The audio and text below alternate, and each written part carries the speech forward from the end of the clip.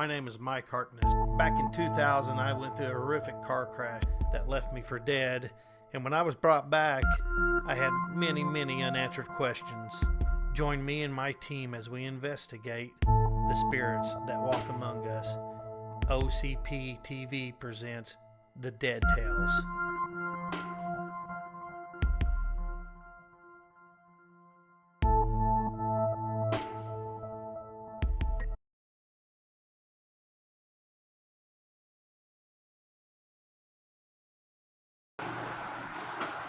Hey, we're on location this week from the Kintner house in downtown Portland, Indiana. What mysteries does this 150-year-old inn hold? Join us as OCP TV presents The Dead Tales, the hauntings of the Kintner house inn.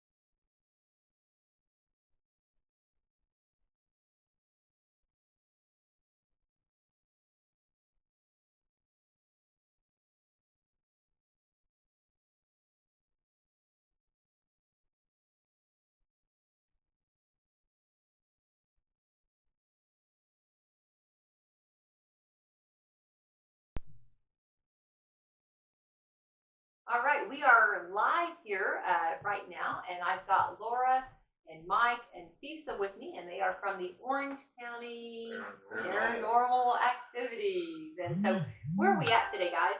We're at the Kintner house in Portland, Indiana. What a beautiful home, and we're actually sitting, I believe this would be like a foyer as you come in the entrance, and this is absolutely gorgeous. And not been here very long, but you guys are going to tell us about some activity. But first of all, I think, Laura, you were going to tell us a little about the history of this house. This house was built in built in 1776, but the present owners bought it and have restored it in 1986, and they have been used as a hotel, bed and breakfast.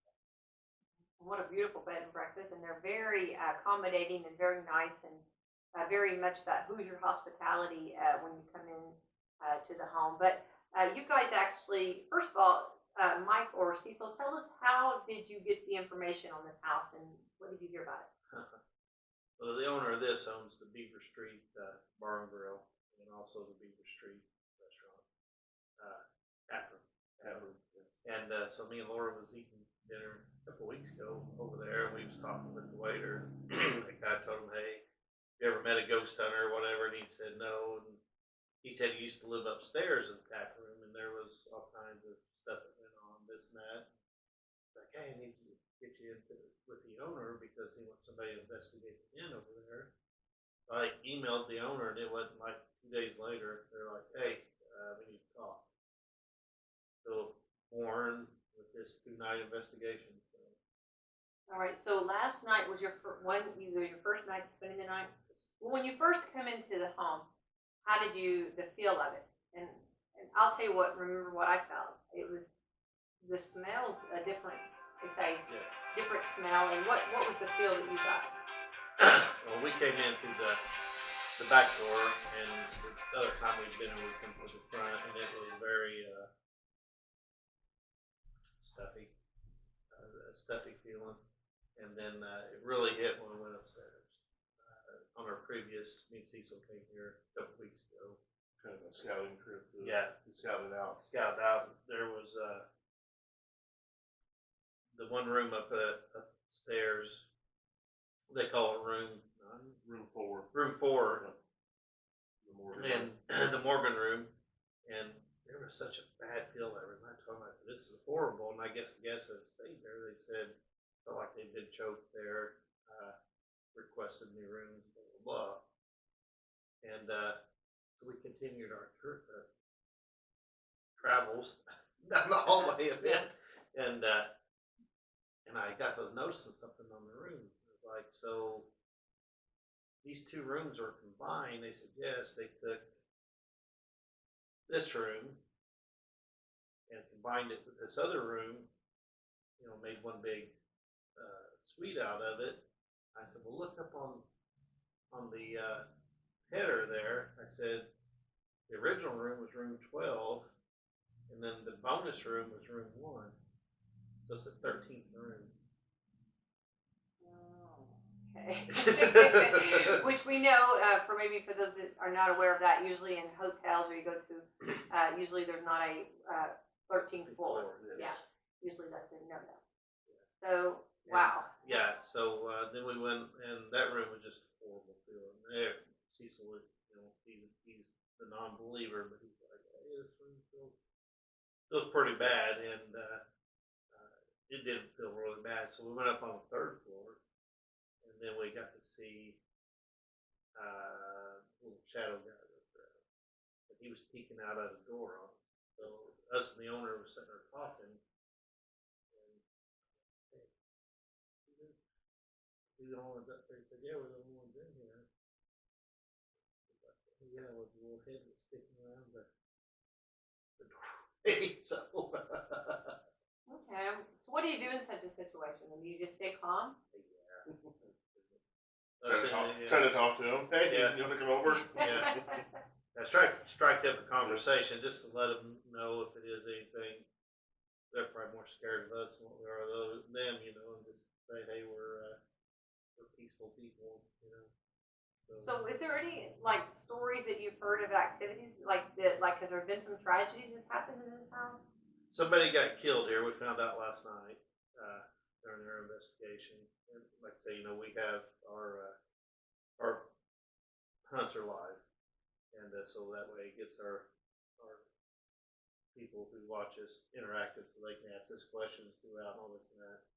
And it's funny because a lot of our fans will do background history and things as they're sitting at home watching us live. They're on the internet researching things, and they'll give us little tidbits too of things that are going on. Yeah, and then actually, one of the ladies that works here, she said, "Hey, somebody got killed in there." So, Which room was that? Not the foyer. second floor. Okay. No, it was on the second floor, is what she said. So she didn't know exactly what room it was, but that's the legend of it. Okay, so you come in yesterday morning and you walk in the back door and you bring all your equipment, and then how do you normally start off? I mean, what do you go? Do you start with equipment? Do you start with feelings, or what's your normal? Well, they do the equipment, and I kind of do the mental sweep of the place. And I know, like yesterday, we come in, Joe, he set up our cameras and all this and that, and then Cecil, he started doing, you know, his work with the live feeds and getting that all set up and everything. And me and Laura, we just kind of walked around and you know, I just tried to get the feel of it, see where things were at. It always drew me back to, we call it room 13, which is room 4, but we call it 13. So it just kind of draws me into that room. So when you walk around and then the feeling, so like, okay, it's very quiet here.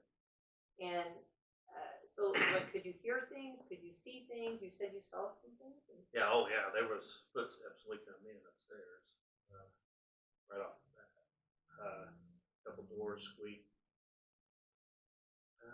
The feeling, there was, the weirdest feeling was room 13 and that area around room 13. Something that's happened there. I don't know if it's documented or not. But That would be on the second floor. yeah, second floor. Something was there. That's where we got our biggest EVP. Was in it, and it was Explain that for our viewers. What are you talking about when you say that? oh, the EVP. That's it's a voice phenomenon. Is pretty much what it is. So electromagnetic voice phenomenon. So white noise.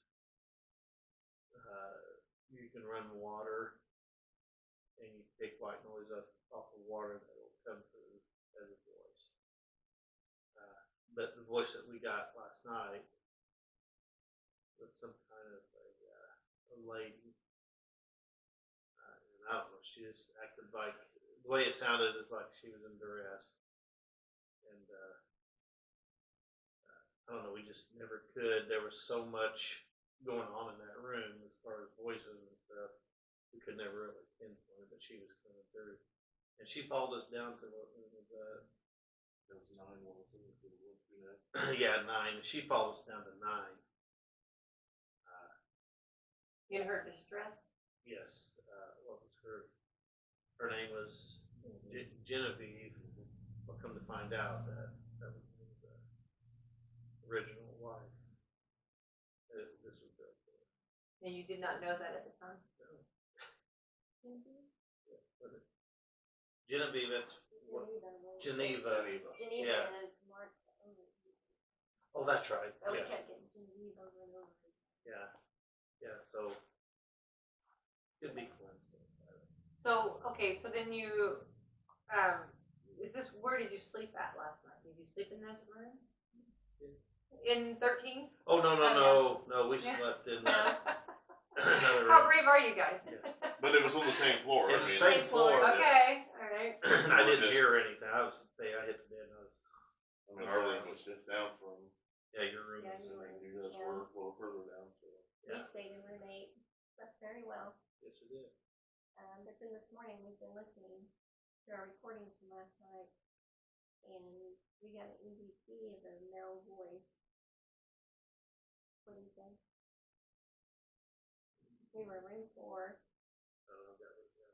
and it says, "Here we go." Yeah, there we go. We just started recording, and we have a male voice saying, "Here we go." And Yeah. I'm thinking, I just slept a few rooms down. Yeah, yeah. You know, part of our thing is too, with me being the non-believer. I mean, we played it over and over and over because they thought it was me giving Mike a cue that we're live, and I'm like, I wouldn't have said that. I would have said, "Hey, you're live," or "We're ready." Mhm. And this clearly says, "Here we go," and it's not my voice. And we've listened to it, and it's not his voice, Yep. and we know Joe's voice. Mhm. It's a completely different voice. Here we go. And it's something Mike has us do, which I really think is neat with this team, is that, and we've talked about this on the radio before, is that we don't just hear something and run with it. It's not, I mean, we listened to that for 30 minutes this morning and trying to debunk it ourselves, and it's not one of us. It's not human, I guess you could say. It's not, I mean, I can't come up with a scientific reason why that voice come through, but you can hear it. And that even with my skeptic ears, I heard it. Right, and let's talk about that because Mike actually, and we've talked about this before, and I won't go into great details. He had a tragedy. He somehow came through and lived in his purpose for his life. You know, it's really been an eye opener. It opened up some eyes and to some awareness. And then, so Mike is more of the one that is more of the believer, and Cecil here, you're one that maybe the doubting person, the person that's like, oh, I don't really think that's true. That's right. I'm gonna Kind figure of on out. the fence. Yeah, kind of figure out like, we're gonna see if this is really Right, true. right. Okay, which complements each other. Yes. Yeah, really well. And so I guess Cecil, would you feel that Mike's understanding of this house and Laura, how they feel? Do you feel that they're legit in what they're feeling? Oh yeah.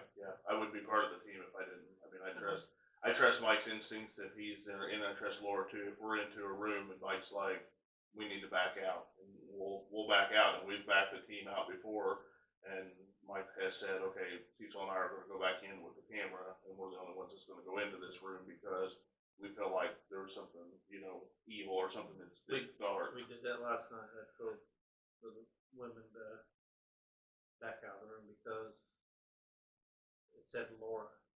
Oh, it's right. It named us all. Yeah, it named us all, and I was like, okay, so y'all need to back out, and, and that was in. Maybe clarify how you're saying they named you all. What name? Or like they heard it verbally? Or? Yes. Yeah, everybody heard it. I mean, It's on. yeah, it was on the EVP white noise thing that Joe has.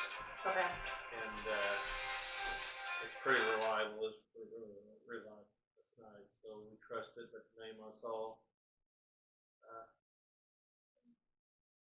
You know, you just heard footsteps. I did hear footsteps. So I did hear footsteps, and we're the only one in the house. And that's that room. That's 13 right above us. And I'm like 5 feet from the door. Okay. Did So you hear that's it the, again? yeah. So what room is above us there? 13. 13. Oh, yay. Okay. Okay. So going back on some of this, I guess some would say, you know, you have your naysayers out there that say that, and that's what you're trying to, you know, to say to anybody with naysay. You're trying to have accountability and show accountability, and which is important. I mean, for your group, and this is not like all of a sudden you do this. We're in October. This is not like a Halloween kick. This is something you do 365 days Yes, a year. full time. Yeah, full time. So Yeah, we don't. we are here now in the month of October. But do you feel like there's more activity in this month, or is it just something that people are a little more I think. tuned into, or something? I think October is a marketing month. It's kind of where I think it is. You know, the day after Halloween, they're already on to Christmas. Yeah. You know, and so. That's it. But I think I think Halloween is so materialized and hyped and marketed that true, like Christmas, true meaning. Yeah. Kids don't know true meaning of Christmas anymore. You know. Well, and then going back on this, so I guess some other questions too. What do you think that what do you call them? Do you call them spirit people of the house, or what do they? I don't want to say anything to make anybody mad here. Room 13. Yeah. But what do you think they're wanting to say or wanting to get across to you, or? I think if they're here, there's two reasons. They've either got a story to tell, or they're just really mischievous and they're wanting to influence. You know, the ones that have the story to tell, you help them. They are where they're at. You know, but the ones who are mischievous, they'll be the ones that attach themselves to you. You know, these people. I'm not going to take them home with me. You know, if you tell me you're going to help them, then you're going to take them home with you. You know, so that's the first thing I always tell our people. Like, you know, you don't ever say, "How can I help you?" or "How I can help you," because they're looking for a way to get back to this world. You know, out of their dimension, and it can't happen. That's why they thrive off of energy, electric, batteries, and such. So they can just stick around in this world. So for those that are just now joining us, we are at the Kintner house in Corydon, Indiana. And Corydon's got a huge history, a lot of history here, a lot of beautiful homes with history. And of course, if you've ever taken the courthouse tour, it's absolutely beautiful, any of the tours around.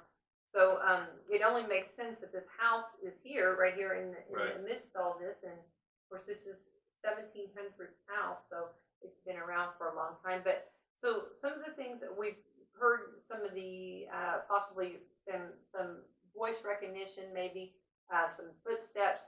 Have you had any lights going on or off, or any light or any energy activity? No.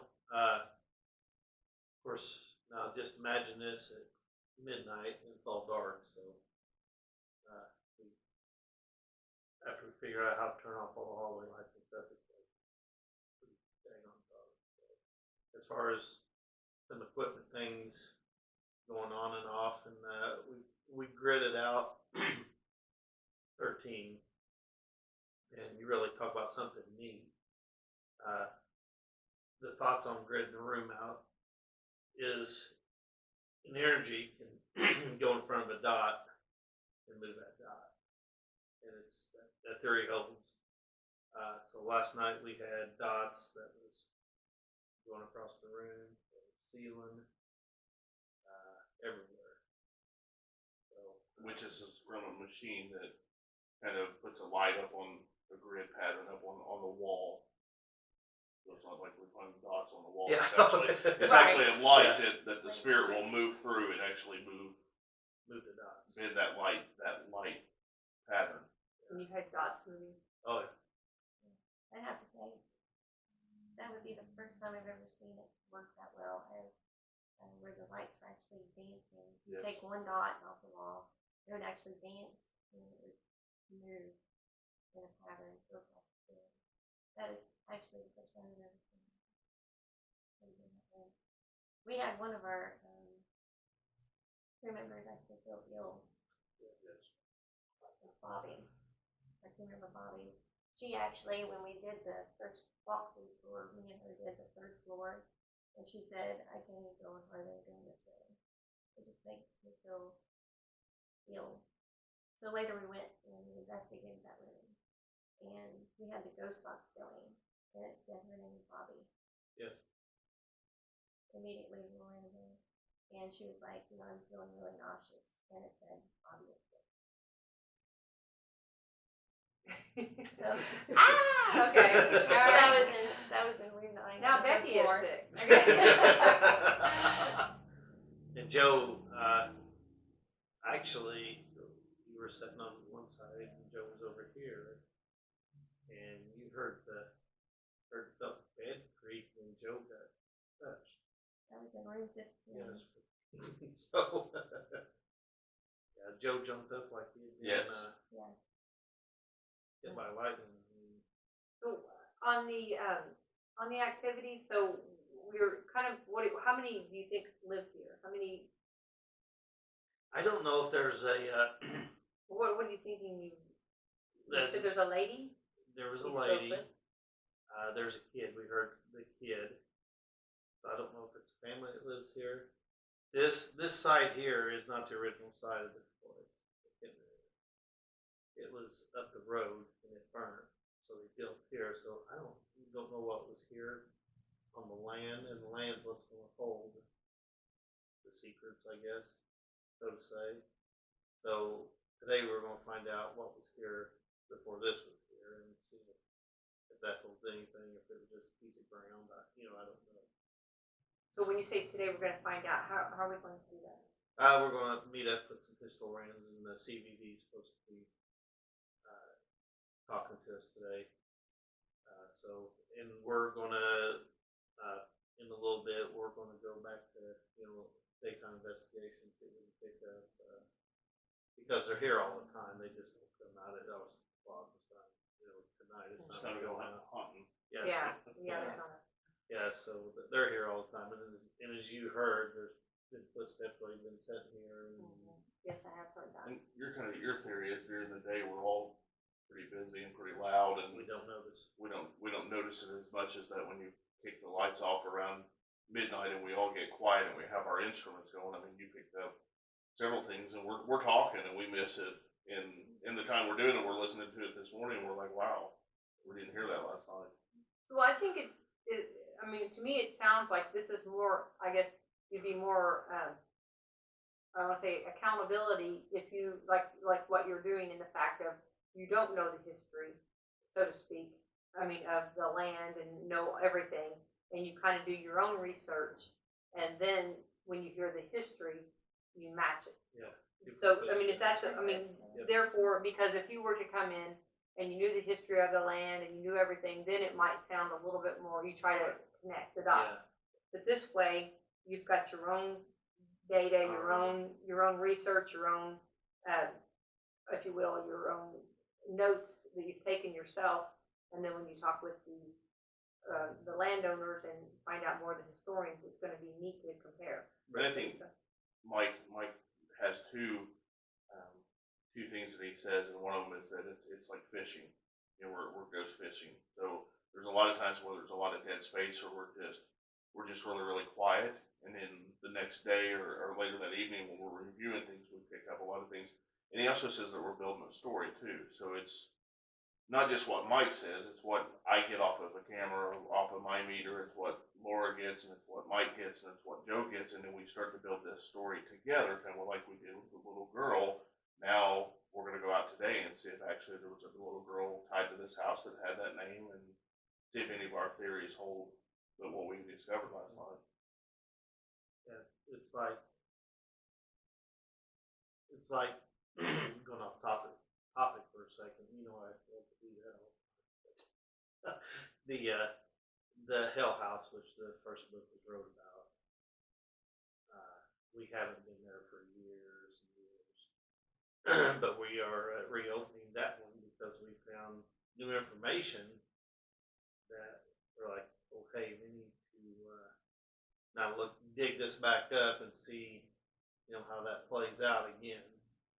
And that one was really weird because we was at a graveyard not far from that house, half a mile of that. And the very first EVPs that we got, we still have those on file. They talked about Badger. We took it as a nickname for a kid or whatever. We go to this graveyard and there's a family that's on the tombstones. Their names is Badger. So we're like, oh. Okay. That makes more sense. Yeah. And it sets in a triangle with another house that's haunted. These three places all set in a triangle. Which is funny because another location we know of, and somebody alerted us to another haunted house in this town, and that it sits in a triangle. Yeah. And we're like, that's kind of weird that we have two now that sit in a triangle. Do you think it's comforting for like the owner of the home, like to know, or the owner of the business, the home, to know? I mean, you know, a little bit of things that they might like. Let's say the owners are here by themselves and they hear these sounds or hear these voices, or you know, and sometimes you second guess. Do you feel like that's kind of a where they can say, oh, okay, this makes sense? Yeah, I think it's. You think that's what they're probably wanting, the homeowner is wanting, that just that confirmation that yes, I am hearing these sounds. Yeah, I'm hearing these sounds. Yeah, I'm hearing these sounds, and kind of also know the house a little bit more maybe. Mm-hmm. They can come in and say, oh, hey, good morning, whoever, and you know, be nice to because we're just going to leave. I mean, one morning we're leaving, but they have to be here all the time with it. So It's kind of like how Mike and I met. You know, they come down and did the investigation of my t-shirt shop, the haunted t-shirt shop, and it was kind of nice to know the guy's name was Kenny. So every time we would go in, we would holler, "Hey, Kenny," or "Good morning, Kenneth," or "Goodbye, Kenneth," and we're leaving. It was kind of neat. He didn't like me at all, but we did learn that he did not like me. Wow. Well, that's something. I'm not sure why, but that's true. He did not. Well, we want to thank you for letting us come in. Is there anything else that we might have missed that I questioned, didn't ask, or something that about activity that went on? You know, I guess you're going to go ahead and stay the rest of the day, the night, and so we're anxious. We got to do a follow up on this. yes. To find out how the history matches with the with your notes that you've taken from the town. Yeah, I think pretty much today will be a good day. Gloomy outside, and there's some static in the air, so it's going to be good. Tonight's going to be the same way because it's supposed to be really good. So, there'll be some good static as well, but I think tonight will probably be pretty active. Yeah, there's definitely no presence in the house. So, I'll find out more about that.